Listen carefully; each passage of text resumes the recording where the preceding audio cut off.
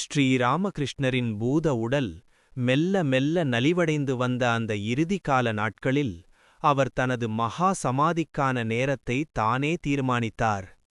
ஒரு நாள் அவர் தனது சீடரான யோகினை அழைத்து ஒரு பஞ்சாங்கத்தை கொண்டுவரச் சொன்னார். பஞ்சாங்கத்தில் ஆகஸ்ட் 9ஆம் தேதியிலிருந்து ஒவ்வொரு நாளாக வாசிக்கச் சொன்னார். யோகின் வாசிக்க வாசிக்க ஸ்ரீராமகிருஷ்ணர் ஆழ்ந்த கவனத்துடன் கேட்டுக்கொண்டே வந்தார்.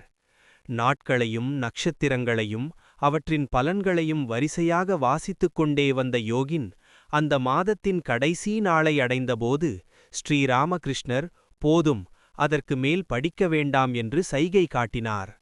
அந்த மாதத்தின் கடைசி நாளான ஆகஸ்ட் 16ஆம் தேதியை அவர் தனது மறைவுக்கான தினமாக தேர்ந்தெடுத்ததை அந்த சைகை உணர்த்தியது.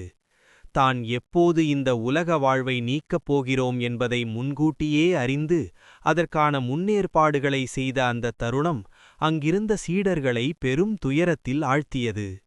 தான் மறைந்தாலும் தனது ஆன்மீக ஆற்றல் நரேந்திரர் மூலம் உலகை திருத்தும் என்ற உறுதியுடனேயே அவர் அந்த முடிவை எடுத்தார்.